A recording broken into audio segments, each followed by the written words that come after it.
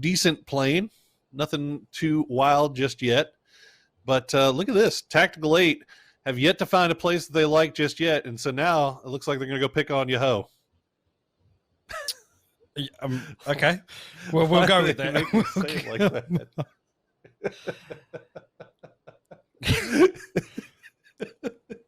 I'm glad I could be here for your entertainment. It rolled so fluently as well. That was what was great about it. But hopefully Tactical 8 can pull something out here. I don't know if this is going to see a recurring theme we see. And now Oath, I talked about them not being happy so far. Zila, it's actually going to open up onto Microfy initially. Again, we just got people running around with no guns. Zila picking up a freebie onto Microfry. And as you can see, one clean wipe on either side. No. Could be means to say, yeah, let's not go back and let's not mess with it going forward because it's just going to cost us in the long run. As you can see, Mouse, and we'll see if that 800 DPI is enough to take care of Pat Caps. Please don't run over Wooly. Okay, they won't do it. They're going to pull out full 4. Reload will go down to Danny G, but Danny G will get traded back immediately. Wooly will find Pat Caps and get the flush as things falling apart here for Oath. As they find their 2-2 split, it's taken advantage of. And this is, usually these Oath circles, they're relatively uncontested. They get Monkey and Mini Milter for free, historically. We've seen them run away with these Milter power circles time and time again. And Elusive actually going to get themselves into a position in between Liberate and Duels. I say that, now Liberate in a position between Zenith. And actually, Zenith going to get the opener onto Liberate as they're trying to recover from the other side. So now just 3 up for Liberate. And Zenith have full collapsed onto this. They want to take the fight. They want to clear this out. Oh, how Leda does not go down there, I have no idea, but Adit will get taken down by Mystery. Ice Tech now, the last one up inside the house. He's got the smoke. He's going to jump out the window, see if he can maybe survive a little bit longer. He could actually probably hop it. Oh, my God, Roth. Okay. You know what? I said that maybe Tactical 8 will have a hard time finding scrim. I don't think they've been scrimming. Of everybody.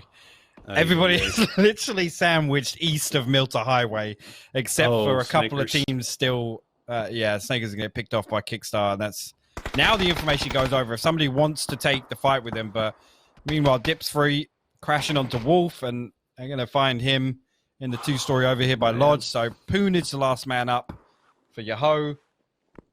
And he's so ugly now. Going to take a few shots. Is that Keenan solo holding the yellows for Veritas right now? It looks like it, yes. Okay. It looks like it. We used to see circle into the intersection just to the north of the Eastern Bridge. Everybody pretty safe right now. They long range shots onto there. So Tactical 8 need to figure out what they want to do on this southern side here.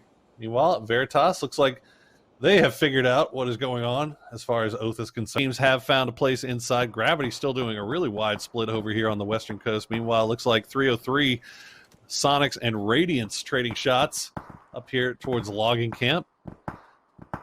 And it is on the down slope here, so a lot of this could be seen here by Elusive or Zenith or Carnage or Duel if they get the right line of sight. So all these teams are going to have to be kind of careful here.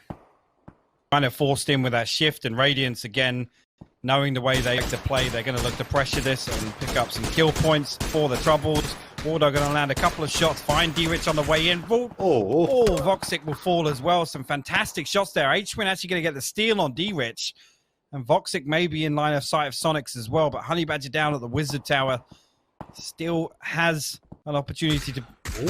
then H-Win gets picked off by Kickstart down at the Yellows. That's what we were worried about. Yeah. This now, where these teams get forced into these... Well, actually, as I say that, Lost is going to get really aggressive on towards Honey Badger and will land their headshot with the M4. So Radiance will pick themselves up 2 kill points out of this, and they should have some information, knowing if they're monitoring the kill feed. They should know that H-Win stole one of the kills and he got knocked, so Sonics are close by. Speaking of H-Win, he does get rezzed by Mime, but the other, well, I guess Shrimsy, the other player for Sonics, has already made his way down into a compound. Meanwhile, Tactical 8's trying to play on these hillsides here, but they're having problems dealing with Orion. I'm not sure if Orion was the one that got the down on Delush, because they've managed to leave the Orion fight. They're rolling right into Dips Free. Vexel has the top of the hill, and that's a lot of pressure being put onto Vexel right now because he's not got any support from the rest of his teammates. He's going to be able to run away. He gets away. Oh my goodness, he breaks line of sight just in the nick of time as Tactical 8 crashes over the top of the hill, getting a little bit of support. An unintended sorts here as Tactical 8 now have to climb back into the vehicles and figure out. We've seen fights in this thing before. No. Let's see if Gravity can pull off something here. Oh boy, the seat swap. No, sir. The drive up. No, sir. Zovert and Inland have gone down, and Tactical 8 still pushing onto this as William just gets shot out of the car. I don't know. I mean, they didn't have anything else. They had very few options here, but that was one, I guess. That was definitely one of them, yeah. You got to respect plays like that, even if it doesn't work out. Well, does not work out for Tactical 8 that time, but remember, they did pick up a couple of kills there in the beginning off of Veritas. Or not Veritas, Oath, rather. Or not Oath, rather. Yahoo! God bless. You good? It's been a long time since that fight took place. And Balefrost is somehow still alive throughout all of this. So everybody collapsing right on top of each other. Somebody getting shot out of the car. H-Wing going to dome Ranger. H-Wing going to finish Ranger. Orion, though, still manages to make it at least to the edge of the ridgeline here. But they've got Sonics right behind them. Yeah, I mean, they're alive so far. That's okay. There you go. Potato gets found. This is one of those spots that if you come here too early, just everybody has an opportunity to shoot at you on the way in. Then you get here, you can't get utility down, you can't find cover. But, I mean, Sonics have to move out of here. If they've been keeping track of this, Radiance actually still causing problems for Sonics. Lost HP down here. He's going to get picked up by Mime for sure.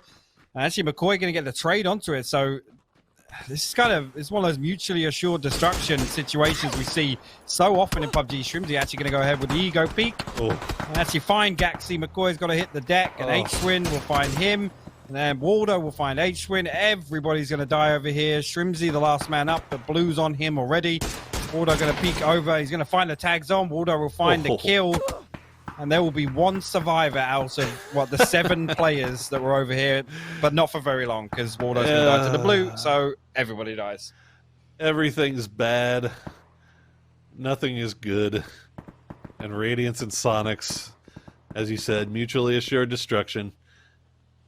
With the aid of Duel and Orion, as now it looks like Gravity on the move here. They didn't maybe they didn't feel so comfortable in their ditch location after that last crash there. Sneak attack going to find Mystery, as I believe Leda the last one. Yep, Leda was the last one up for Zenith. They try to push on, find the ditch just to the south of Milton Minor.